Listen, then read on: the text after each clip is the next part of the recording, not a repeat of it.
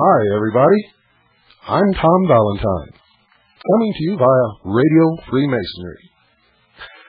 Just kidding, folks. Thought I'd give you a little heart attack there. This is William Cooper, and you're listening to the Hour of the Time.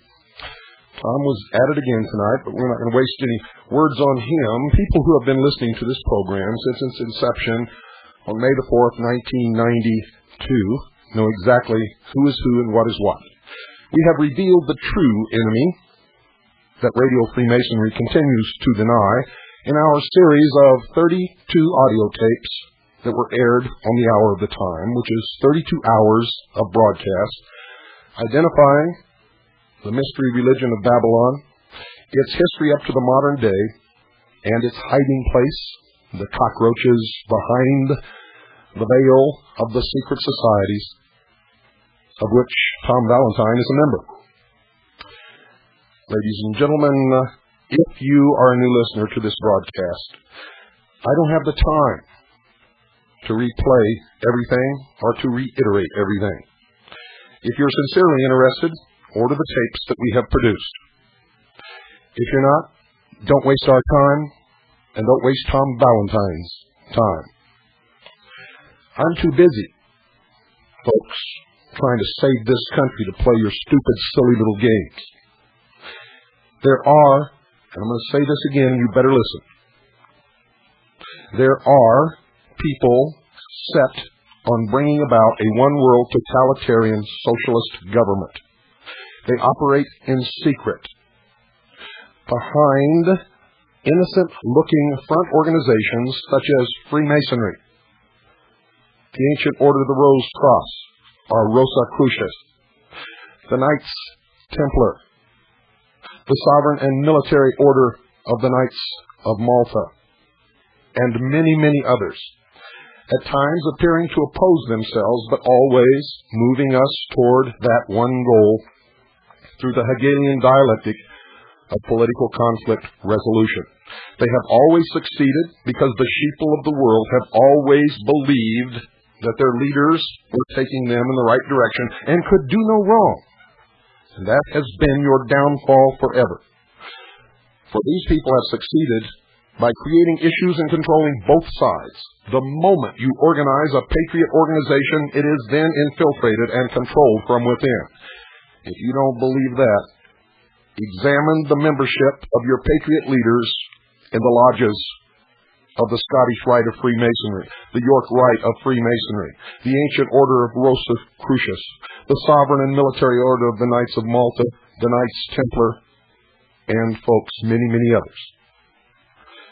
If you really want to wake up, you continue to listen to the Hour of the Time, for we don't bore you with suppositions, and we don't tell you that if you give sustenance to the symbology of the pyramid and stuff, you're just making it more powerful. That's bullshit. They are powerful because they are real, ladies and gentlemen. And it wasn't the man that Tom Valentine mentioned who put the pyramid on our dollar bill. It was our founding fathers who created the Great Seal of the United States of America, both the obverse and the reverse. It just wasn't used until it was placed on the dollar bill. That's the truth of the matter. Make sure you have pen and paper by your side every moment when you listen to this program. because we don't play those games. We give you facts. We give you bibliographies. We quote right out of their own mouths. We cite the law page and paragraph. And we don't play silly games with anybody. Don't go away. I'll be right back. Well, folks, we have a special guest tonight. Last Thursday, we started our series on treason. Treason. The counterfeit government, which calls itself the government of the United States of America, is not, I repeat, I renounce it, I expose them. They are illegal, unlawful, unconstitutional, and are in fact not the constitutional government of the United States of America, and have not been for a long, long time, and we are proving it on this program. We are proving the treason, their long history throughout the ages, what they have done in the law to subvert and destroy this nation and bring about their one-world totalitarian socialist, in their own words, ladies and gentlemen, in their own words. I wrote about all this in my book as I first began to open my eyes and discover what was happening when I was a member of the Office of Naval Intelligence many years ago. After over 20 years of research, I wrote a book. In this book, I outlined everything that I had discovered and eventually began broadcasting on May the 4th, 1992, the hour of the time. Many people began to listen to this program in disbelief, set out to prove me wrong, and found the documentation that I stated to be in fact in existence, to be real. Many of them joined my intelligence gathering organization, CAGI, the Citizens Agency for Joint Intelligence, and began operating in secret, digging out information wherever they worked, wherever they lived, in government, out of government, within law enforcement agencies, within the military, everywhere. And we have put it together piece by piece, point by point, and everyone who has set out to prove me wrong has proved me right. And we have as our guest tonight one of those people, a CAGI member, one of the best researchers in our organization, who has duplicated all of my original research, as have several others. Whenever we assign research projects, or whenever someone volunteers for a research project, we always assign other CAGI members to duplicate the research. In this manner, if one misses something, the other one invariably catches it. On the other end of this phone, ladies and gentlemen, is a man named Paul, who has operated in secret for many months, digging out what you are hearing in this series on treason. It is a duplication of my original research, and he has produced by far the most voluminous amount of material from his documentation of the treason, the destruction of the United States of America, than any other CAGI member to date, although there are other CAGI members working on this material, and some have contributed substantially. Paul, I want to welcome you to the hour of the time. Thank you, Mr. Cooper. And why don't we start out? I remember, to this day, I don't know if you read my book. Did you? Parts of it. I haven't had time to finish it. You've been too busy, haven't you? A little bit, yeah. Well, I remember sitting at home one day, and you as a CAGI member, of course, had a phone number to be able to reach me at any time that you need to.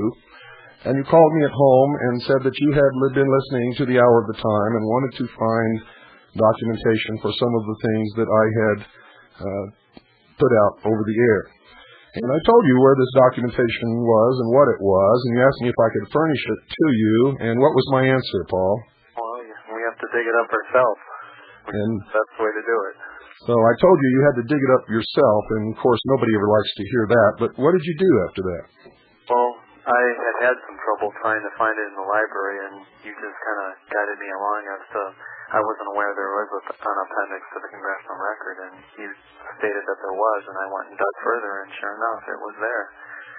So most of the people who set out to do research, I know most of the people who set out to find this voluminous amount of material have started with the Arms Control and Disarmament Act And as soon as they got to the paragraph that said that until the law is changed or until there's a treaty made, no provision of this treaty is to be construed to mean the disarmament of the American people, they stopped there. What did you do? Well, I remember your program last spring with you were discussing the disarmament, and you told the people to go do their homework and look it up. And I went and looked it up, and it's so unbelievable. I kept looking and looking, and I kept digging and digging, and it's unbelievable what's there. There's a lot more there that we haven't had time to dig up. That's true. Can you take us sort of step by step? Where did you go, and what did you do, and how did you ultimately find? I remember one conversation we had. You said you'd reached a dead end and the librarian wasn't too helpful, and I gave you some hints on how to handle the librarian. And did you ever use any of those techniques that I gave you? Well, definitely, yes. When dealing with librarians, unfortunately, many of them don't know much what's going on in the federal document area. And the nicer a person is, and when you work with the librarian and sometimes suggest things instead of telling them what to do, they are a lot more friendly, and they really will do what they can to find things. And unfortunately, I've had to dig things up on my own that they couldn't even find. And it just takes a little common sense and some digging to find things. And it's important to work with the librarians, though, and really show that you appreciate all the work that they're doing and how they're teaching us to find these things, too. In other words, a little bit of honey goes a long way, doesn't it? Yeah, a long way. Do you ever take her a flower or a bag of donuts or something? Not yet. That library is quite a ways from here. So, and usually it's a different librarian, so it's kind of hard to work that one out. But they do want to have access to the information, and when it's available, they've all been very interested in it. So I'm trying to work with them as soon as we get it available. So it begins to open their eyes also, doesn't it? Oh yeah, they had no idea whatsoever. Actually, no one does. Paul, the biggest reason that I wanted you on the program tonight is because I keep getting from people, well, I'm just one helpless person. I don't have access to the material that you do. I don't know how to do research. And what they're really telling me is, oh, it sounds like work. I'm not going to do that. That's what it translates to in my mind. And I'm not going to let them get away with it. So I wanted you on the show tonight because when I tell them that every bit of this is in the public domain and anybody that's got perseverance and is willing to work can dig it out. And you're living proof of that, aren't you? Yes, I must admit, though, it sure helped with all your input with, that disarmament program you did and, let alone the banking and all the other areas I've worked with. But you also gave Mrs. Smith's address at the end of that program to thank her, and I also dropped her a line and thanked her, and between you and she both, you have walked me through. Some things are, because we don't know much about libraries, hard to find, and, thanks to you and Stan when he was still helping you, and Bernadine, all three of you I probably wouldn't have found half of what I did if it weren't for your help. So, those guidelines really do help people, and they save a lot of time. Absolutely. And the program that we did on Bernadine Smith's material, you then, through me, contacted her, and she was able to help you in your research also. Exactly. Well, why don't you start out and tell us how you began and what you started to find, and tell us about some of the mileposts. In other words, those times when you just stood there and said, "Oh my God," and then what you did next. And also, I want to make a point, folks, that this guy, this isn't the only thing he has to do. This is a very busy person. He attends classes, he has commitments, he has family commitments, just like everybody. He has a lot of work to do, and really, tell you the truth, when he first started this, he expressed a doubt as to whether he would have the time to do this research or not. And he certainly persevered and made the time, and he didn't have any more free time than, I would say, probably 95% of all of you listening. So why don't you go ahead and start? I'm just going to turn it over to you, and I'll tell you when the break gets here, and just tell us the whole story. Well, there's three things I'd like to start out with. First of all, I'd like to thank you for discussing this on shortwave because that's the only way I found out about it. Okay, and I thank you for that and your help and Stan's help because he helped me. He was still helping me at that time. And secondly, I'd also like to thank your sponsor, Swiss America, for financing your airtime so that, you know, some of us out here are waking up and we are working on doing things about that. And, you know, thirdly, Bernadine, you gave me her address and I contacted her, and between all three of you, I mean, this work wouldn't be where it is right now. So first of all, I mean, that's important that, you know, all of you realize how much you've helped and we're in this together. But I remember the first program, on a whim, I picked up the shortwave about a year or so ago, and I don't know how I tuned in, but I tuned in, and one of the nights you were discussing disarmament, and that it was all documented and in the federal documents, and it was unbelievable, and I jotted down some things, and my notes were kind of hard to read, and thankfully you ran a rerun. And I taped that one, and I started going to the library to find out if it was true, because you challenged us to do our homework. Well, I didn't want to believe it was true, but if it was, it's something seriously we all better face. And if we don't face it, we're going to regret it. So the local library is pretty small, so I started going to the nearest library that's a federal depository. It's about 25, 30 miles away, and they had some documents, but not many of the older documents. So then I went to a larger city quite a ways away, and they're a major federal depository, and they have had every single document but one. And I just started learning how to use the monthly catalog and picking up federal doc numbers and SIDOC numbers, and I'd copy everything, and then I'd bring it home. And now when I started compiling this, it's unbelievable. It's all there. It's unbelievable. But the key is we got to wake up and realize this, and when we get this information available, in order to save people time, all the SUDOC numbers are included, all the page numbers, newspaper articles, it's always the page numbers included, the section number. So if anybody wants to confirm it, and it's important that they do confirm it for themselves, this will save them a lot of time in the library so they can get educated and educate other people and start moving ahead and saving our country, because it's getting down to the wire. And as you get through all this documentation with the public, if they're going to start realizing that if they don't act now, they're going to be staring at some AK-47s to their head. So, what was the first document you found where you realized that this was in fact treason? I went right in sequence with the way you did the program, and I believe it would have been the Public Light 7297, and then off of that comes the blueprint for the peace race and State Department document 7277. And that showed you, in fact, that the United States was operating jointly with the Soviet Union in order to create a one-world government. Yes, and that they were planning a one-world government under the United Nations, and they were pretty open about it. But the people, from what I have heard, I wasn't even born then, but from the people I've talked to, there was a lot of resistance. The American people did not want this, and that explains one reason why it's so under the rug right now. And it's all there if people would just look, but they're not open about it because they know the American people don't want it, and they wouldn't want it. And it's got to be done in secret, otherwise it wouldn't be happening. But they're getting more and more bold. So after Public Light 7297, a lot of things kind of happened, probably through guidance and stuff, but I started finding out where to find out how many times it was voted on and amended. You know, fine, it was passed in 1961, well, is it current now?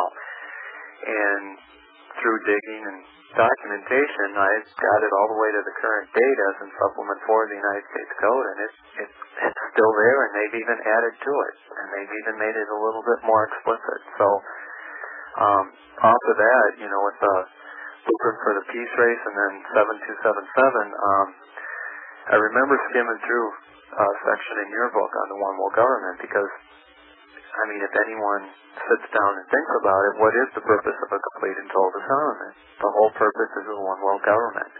And to most people, that's a new idea. And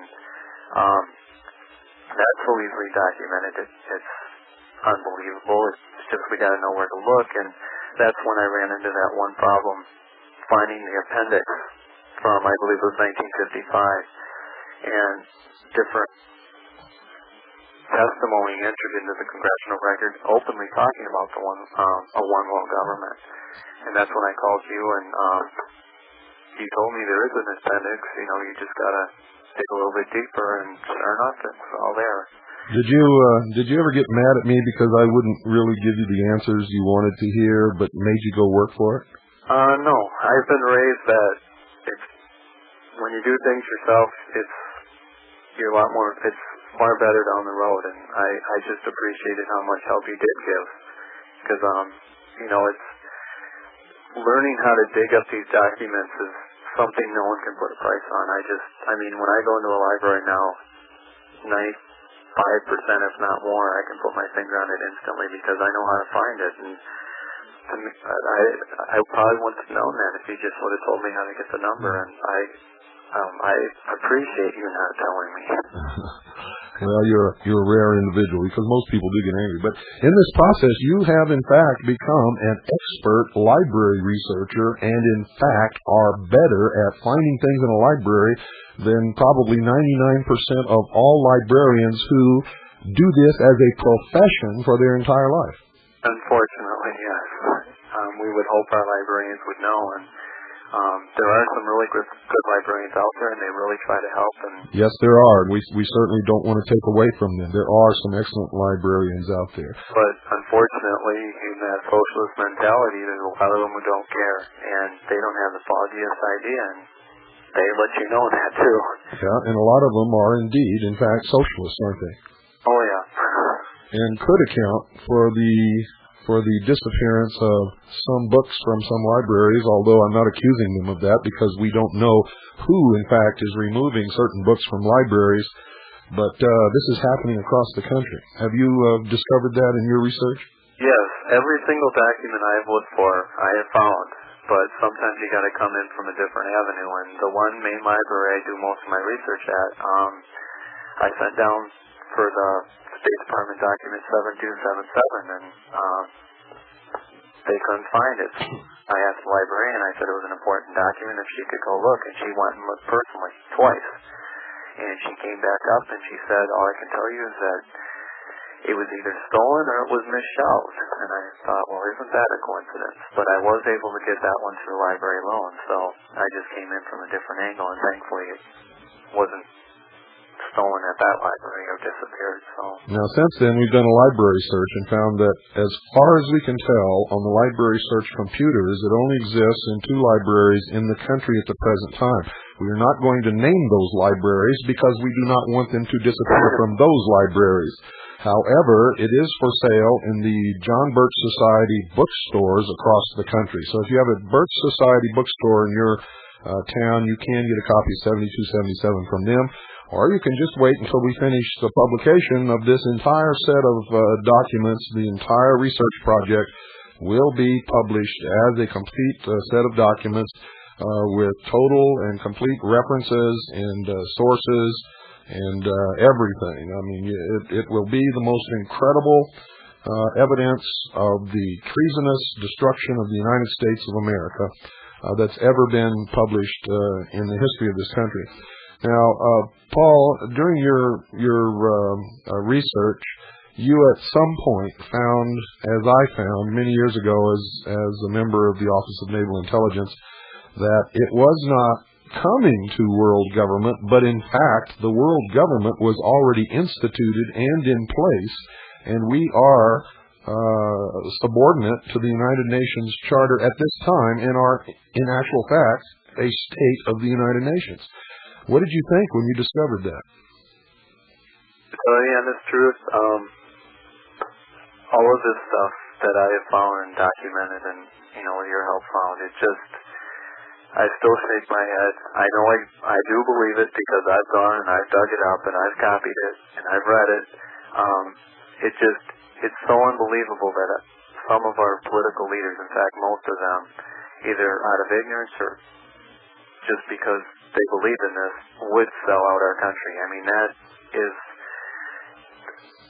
really hard to believe, and it's really hard to accept, and that's one of the main reasons I documented this. I mean, this stuff is far out, and I had to go, dig it up.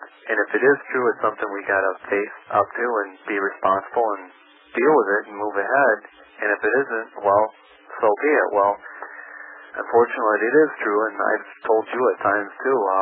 There's times when it's just like a dream. I'd wish someone would prove me wrong, and I'd wish someone would say, "Wake up!" It's just a dream, and unfortunately, it's not.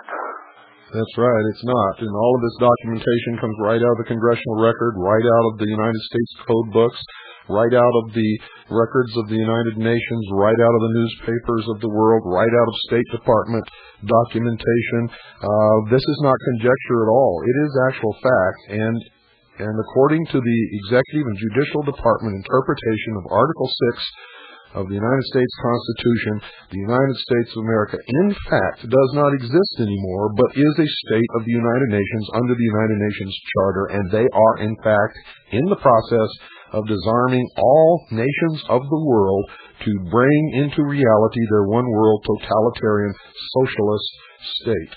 And one interesting thing I'd like to throw in, and that it's very clear in the State Department document 7277, word for word, it states specifically that the states, meaning the country's armies, will be reduced, and they cannot.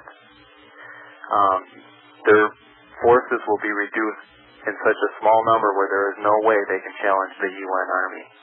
And that is a serious thing that the people must realize, is that if we do have somewhat of a military left, it is only for policing at a national level and not challenge the UN in any form. Yeah, and the real reason for it will be to police us. Yes. In fact, not to protect us from some outside force, but to subordinate us to the United Nations dictates. And one interesting thing too about the United Nations that I don't know how many people really realize this. I wasn't aware of it until I started reading this, but when this is compiled, you'll get copies of it. We hear a lot about human rights, which is one of the United Nations conventions or charters and treaties. And what's interesting is if a person would read the Human Rights Convention right from the United Nations, which was co-authored with Mrs. Roosevelt, and also read the Russian Constitution, they will find that many of the articles are word for word. Absolutely word for word. And that's what the people have to realize, is that a one-world government under the UN is welcome to the Fourth Reich. I mean, it's cut and dried, and I'm trying to get my hands right now on the new Russian Constitution to compare it to the old one and the UN human rights, and when we get that compiled, we'll get it available through you and stuff. But the people have to realize, I mean, if they sat down and read the United Nations Charter, it has nothing to do with our Bill of Rights. It's exactly opposite of our Bill of Rights. And I just received in the mail today Boutros Boutros-Ghali's book, An Agenda for Peace, right from the United Nations. And we'll have to try and get that available with the documentation, because it's unbelievable. He said the League of Nations unfortunately failed, and now we're going to do it through the United Nations. I mean, they're pretty clear as to what they're doing. That's right. And folks, old Mr. Tom Valentine tried to make you not listen to me by trying to connect me with UFOs. The truth is Tom Valentine wanted me to talk about UFOs in his show, and it wasn't until I linked UFOs to the New World Order that he all of a sudden cut me off and said that he wasn't going to continue with me on the second hour. That's what scared Mr. Valentine, because Mr. Valentine is involved in this. If you listen to his show long enough, you'll see that he is covering up the real information that you need to know and that you will only hear on the hour of the time, nowhere else. Paul, what else can you go into that can enlighten people out there? Are there any shortcuts in research, any things that you found that people normally would not know where to look, that they can go and will help them find information faster? Well, if a person has a federal SUDAC number, that will save hours and hours of time. Okay, now why don't you explain to us exactly what that is? Well, according to the federal documents, every federal government document from the United States Government Printing Office has a federal SUDAC. The Library of Congress has its own number, so the SUDAC number doesn't do much good, but you can find, the librarians usually can help you find the Library of Congress number. But in all the other libraries with which are federal depositories, you can simply, with the SUDAC number, go to the federal depository area and give them that SUDAC number, and they will pull up the document instantly for you. Right, now hold on, because we got to take a break. I'll be right back. Okay, Paul, can you continue where you left off? Sure. When we were talking about the federal SUDAC numbers, the key issue is if the library is not a federal depository, and you can ask any librarian if your local library is. If it isn't, though, all you need is that federal SUDAC number, and you give them the number and the title with it, and they will transfer that document in. Either they will copy it for you, or they will transfer it in where you can copy it or study it. So that's why when I compiled all this, every single page has the federal SUDAC number or a federal stat number. And, you know, newspaper articles, I got to the point where I'd get leads from different people, or I'd see copies of different so-called patriot stuff, and it was rather annoying because they never gave page numbers and usually just dates. And unfortunately, I did find a lot of typographical errors, and there are some documents that I never did find. And there are in fact a lot of documents floating around the patriot community that are frauds. Isn't that correct? That's what I would say, yes. And unless people go document it themselves, they'll never know if they're being deceived or if they know what's actually going on. And that's why when we get this available, it's the page number, the section number, everything is included, so anyone can go look it up themselves and find it. Now, there's one thing is if you want to go look up any type of federal document, and there's thousands of them out there, and they're still being published currently, there's a government publication called the Monthly Catalog. Some of these are published just monthly, and you'll find them in the library monthly in a paper soft cover. Some of the libraries, the larger libraries, will actually bind these into books, usually by year or bi-yearly. It depends how fat the books are for each month. But if you want to look up like State Department 7277, you simply look up the title in the monthly catalog in the index. And sometimes you gotta dig and look under different subject headings, but you should probably find that one under Freedom from War.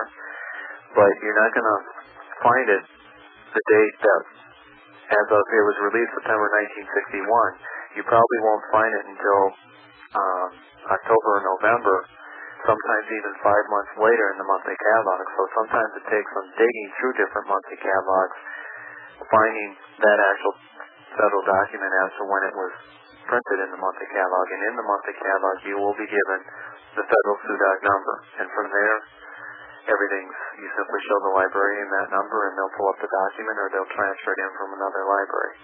And not all libraries will have a monthly catalog, so you'll have to find a library that has the monthly catalog where you can look it up, or all this documentation that we'll make available, they won't even need access to monthly catalogs. They'll just have a doc number, and they can send it in through library loan or whatever, and it'll save hours and hours of time. And unfortunately, it's rather annoying when, not on your end, Bill, but on other people's end, that they would have certain citations, and they don't exist. Now, either it's a typographical error, or it's an honest mistake, or it's an intentional mistake, and you never know unless you go dig it up. And that's crucial, especially with a lot of these far-fetched ideas coming out in the so-called patriots. Yeah. Did you ever go look for one document that I ever cited that was not in existence? Let's see. Did I ever run that by me one more time? Did you ever hear me cite a document on this show or in my book and go look for that document and not be able to find it? No.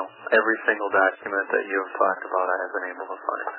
I want to take a moment here to talk to the audience for just a second. Many of you fax us newspaper articles information, newsletters.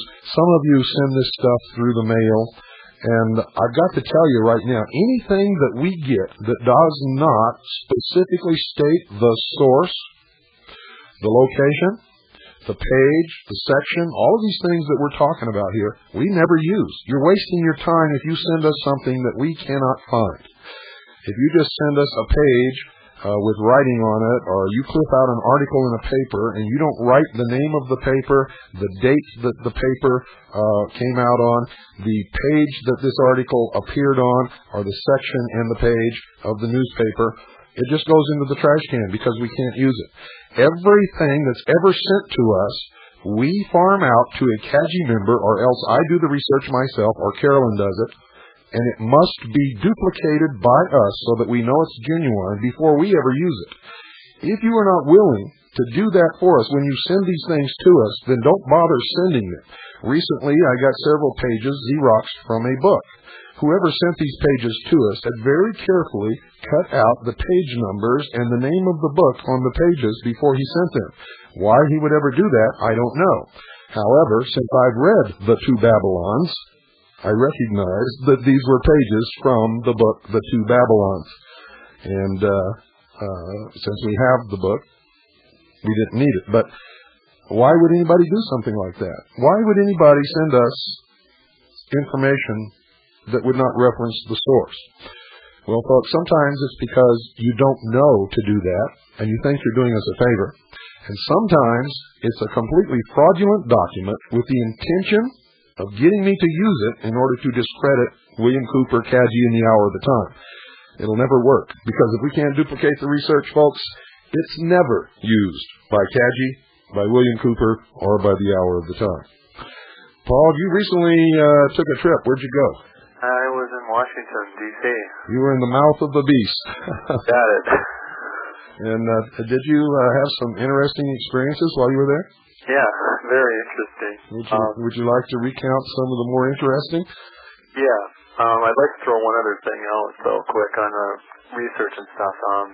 What still I find astonishing is that I did rather well in school, and I went to a private school, thankfully, because my parents sacrificed for that. But what surprises me is I have not met one person to this day who knows what exists in the libraries and how to find it in person.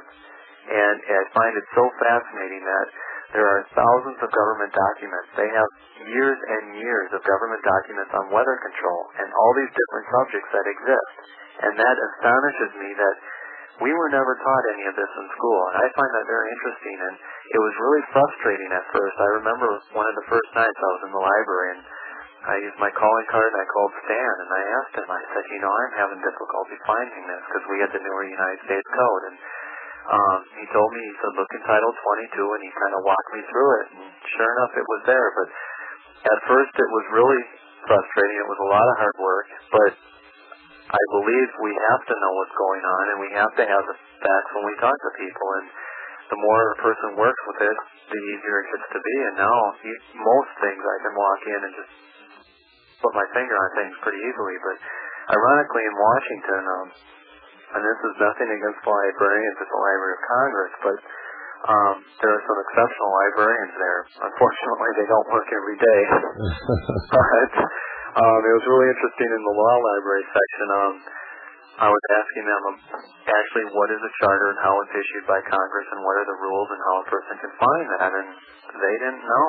And that's something I had to pursue on my own, and I had another lead from a friend, and I have to go through the Judiciary Committee on that. But it's just because a person may not find the answer they're looking for at that time, you got to come in from on different angles, different perspectives, and you got to keep digging until you find it, or until you prove that whatever lead you're going on is not an accurate lead. And that was interesting, and it was interesting too as everything was shut down conveniently for the weather. And there, up here, we just had a week of 35 below. It's cold, but down there, they're a bunch of socialists. They're more than willing to get a free day off. But when we were down there, we paid a little visit to the House of the Temple, which is ironically 13 blocks directly north of the White House and in a perfect square with Washington's obelisk with Capitol, and it's a very interesting building. And now, many of our listeners don't know what you're talking about. Some of them are new listeners. Just exactly what is the House of the Temple, Paul? House of the Temple is the head building of the Supreme Council of the Southern Jurisdiction of the Scottish Rite in the 33rd degree. And I didn't know it existed. I lived out in Washington for a while, and until I started tuning into you, I had no idea what the secret societies were, and obviously the Masons, and I didn't even know that place existed till I ran into someone who said that, and I made it a point to visit there the next time I went to Washington, and we did visit. And ironically, when you see the outside of the building, there are two sphinxes in front. One has its eyes wide open, and one has its eyes semi-closed or semi-open. And according to the tour guide, they're symbolic of power and knowledge, and you can't have one without the other, and vice versa. And the temple is shaped. Now, wait a minute. Did you hear that, folks? Power and knowledge, and you can't have one without the other. My people perish for lack of knowledge. Go ahead, Paul. Okay, and you'll notice that the temple is shaped at the top. It's a pyramid without a capstone on it, but there's 33 columns on the outside, and they're all 33 feet tall. And the walls, as you go in the temple, on the front door, on the knocker, is a lion's head, okay, on each door. And as you go in, the walls are 8 feet thick of solid marble. I believe it's marble or granite. 8 feet solid thick. And what's interesting is as you go in there, the tour guide had an interesting comment. He said that what the Masons teach is freedom of thought, freedom of speech, and freedom of action, which is an interesting freedom that's added. That's right. Very interesting, because you and when your guest Ralph Epperson were on, you very clearly pointed out the freedom of action. And as you go in, they're willing to let you take photographs. They're willing to let you actually do a movie or a video camera. There's one room they won't let you do that in, and that's J. Edgar Hoover's room, who was a 33rd degree and a Knights Templar, and among other things. But they show different pictures of major people who are Masons, and the symbology, they come across like they're a very benevolent group, and I've documented in Albert Pike's book, Morals and Dogma. He has his own special room there, and his body is buried at the temple. That's right. His body, General Christopher Albert Pike, is buried in the House of the Temple. Exactly. And what's interesting is I did find Morals and Dogma at a library, but conveniently some of the pages have been cut out. But beside the point, it's very clear that the first 3 degrees, he's very clear in his book about that, they don't know what's going on. And the tour guide and the few Masons I meet, they come across like they're a very benevolent, charitable organization. And if a person didn't know the secret underlying truth as to what the 33rd degrees and higher know, they probably would be awestruck with the whole temple. But thankfully, the symbology is everywhere. The serpents, as you look on the outside of the temple looking in, on 3 sides you'll see the rising sun with the double-headed eagle, which is the new symbol of coat of arms for Russia. It's on their new coins, the double-headed eagle. And you'll also see the serpents. What's fascinating inside, sometime, Bill, maybe you should have someone go and do a video, then you can make that available, like the Hotel it's Luxor? Luxor, yeah. Yeah, because I think it confirms everything that you've said about the secret societies, but one of the most astonishing things, it's no matter where we turn, we keep finding these people. They were rather excited because they have a Masonic apron, and it's a very special Masonic apron. The picture that we see of the man standing on the moon in the spacesuit is conveniently holding this Masonic apron. Now, wait a minute. Let's go back. Which photograph are you talking about? I'm trying to remember which one it is. He's just standing there facing the viewer. Is he holding the flag or anything? I don't recall if he's holding the flag. All I know is he pointed out he was holding the Masonic apron, and you can see it clearly in the photograph, the square and the compass, if you look, and that's what blew me away, so I didn't even notice. All I noticed, it was, when I grew up in school, that is the common picture we saw of the man standing on the moon. And what floored me was his letter was there. He's a 33rd degree Mason, and I'm not familiar with, that was before my time, and if you mention the name, I'm sure I could tell you exactly who it was. He had a letter there. He was a 33rd degree Mason, and I don't know what the big deal was. Maybe they exposed it to the moon atmosphere or something, but it's clearly visible in the picture, and they have it on display, the picture showing this, and they have the actual apron there, too. They also have President Bush's, some of his cufflinks with Vice President Quayle's. They had a couple letters from Mrs. Bush. Albert Pike has his own room, just like J. Edgar Hoover, and he supposedly has over 400 or 500 actual writings or works, and Morals and Dogma were everywhere in that room.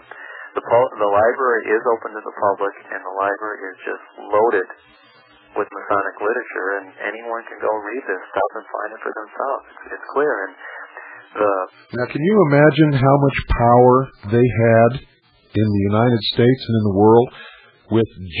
Edgar Hoover, a 33rd degree Freemason, hand-picking the agents for the Federal Bureau of Investigation, digging up dirt on all the people in office throughout this country, and then paying them a visit and telling them, hey, we got this, this, and this on you, and if you don't go along with us, you're sunk. Now, we know that happened because it has been revealed throughout the years that that's exactly what J. Edgar Hoover did. And this, ladies and gentlemen, accounts for a lot of the actions of the Federal Bureau of Investigation in recent years. And with Randy Weaver, with Gordon Call, up on Whidbey Island, with the MOVE Group, with the Symbionese Liberation Army, which, by the way, was created in a mind control experiment in the prison system in California, which was documented, folks, by the Napa Sentinel, and the most recent debacle, the massacre at Waco, Texas. What else did you find, Paul? At the Masonic Temple or at the Library of Congress? Or anything. I did find a couple books at the Library of Congress with the 13th Amendment, stated word for word. They were in the rare book collection, and it's all.